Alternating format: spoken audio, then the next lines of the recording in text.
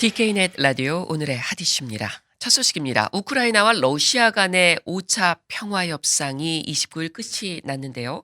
이 회담은 러시아는 일부 지역에서 군사 행동을 대폭 줄이겠다 전격 발표를 했어요. 이에 대한 미국의 반응부터 좀 알아보죠. 네, 미국 정부는 러시아의 의도를 경계하면서 일단은 지켜보겠다는 반응입니다. 조 바이든 대통령은 29일 리시앤룽 싱가포르 총리와의 회담 후 공동 기자회견을 했는데 이 자리에서 관련 질문들을 받자 그들이 행동에 나서는 걸 볼 때까진 아무것도 예단하지 않을 것이다 라면서 상당히 신중한 반응을 보였습니다. 네, 말이 아니라 행동이 중요하다 이런 얘기인가요? 그렇습니다. 러시아는 지난해 초부터 우크라이나와의 국경 지역에 계속해서 대규모 병력을 집결시키면서 국제적인 긴장을 고조시켰습니다.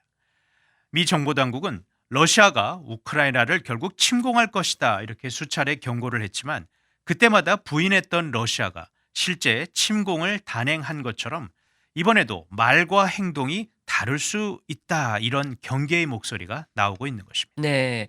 자, 이 토니 블링컨 미 국무장관이 러시아의 발표에 어떤 의견을 냈는지도 궁금하네요.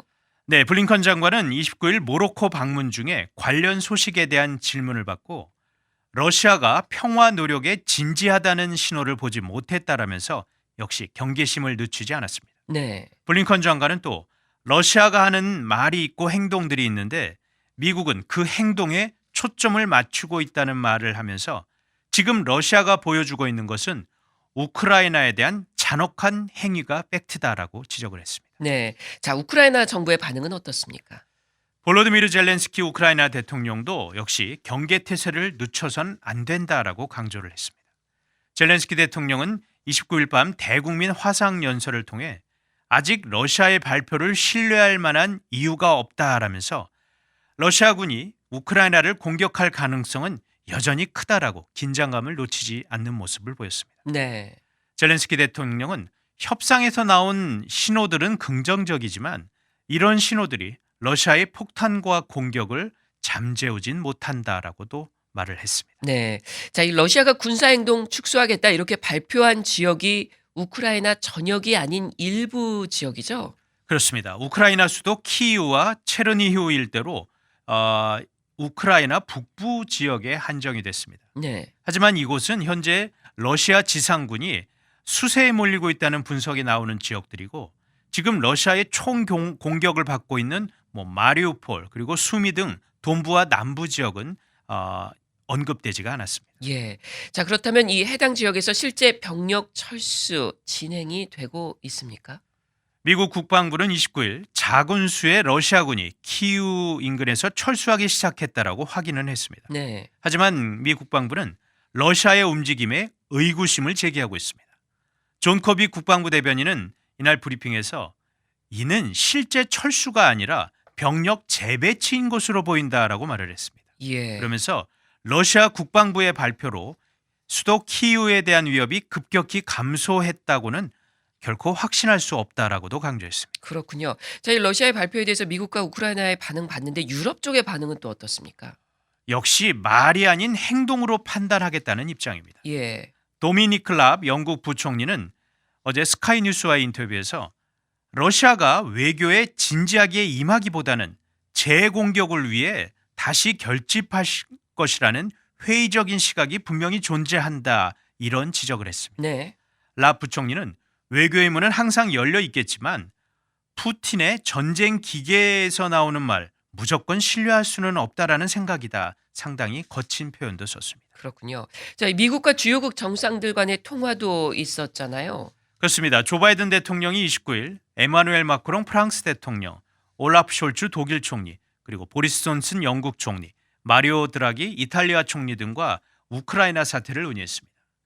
바이든 대통령과 이들 정상들은 러시아에 대한 제재를 계속 이어가는 한편 우크라이나에 대한 지속적인 안보 지원을 다짐했다라고 백악관이 밝혔습니다. 네. 자, 이런 가운데 폴란드가 러시아 대응 조처를 발표했다고요? 네, 폴란드가 올해 말까지는 러시아산 원유 수입을 전면 중단하기로 했습니다. 마테우시 모라비에츠키 폴란드 총리가 어제 기자회견을 열고 이를 위해 조처들을 취하겠다라고 밝혔습니다. 네. 모라비에치 총리는 또 5월부터는 러시아산 천연가스 수입도 줄어들 것이라고 설명했습니다. 예. 또 폴란드는 전날인 29일에도 러시아 석탄 수입을 중단하겠다라고도 발표를 했습니다. 네, 뭐 에너지 문제에 있어서는 유럽 국가들 가운데 폴란드가 가장 적극적인 행보를 보이고 있네요.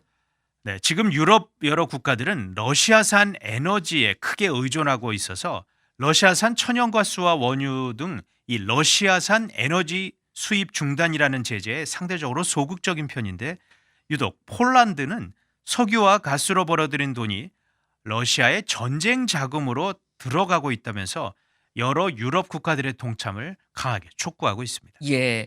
자, 반면 이게 독일 같은 경우도 의존도가 높다고 들었는데 상황이 꽤 어렵다고요? 네, 독일은 30일 가스 공급과 관련 조기 경보를 발령했습니다. 로베르트 하벡 독일 부총리는 독일의 가스 저장 시설에 저장이 되어 있는 이 보유량이 현재 25%에 불과하다라고 설명을 했습니다. 예. 여기서 조기 경보 발동은 러시아가 가스 결제 대금을 자국의 화폐인 루브라로 받겠다고 한 데에 따른 예방적 조처다라고 설명을 했습니다. 예.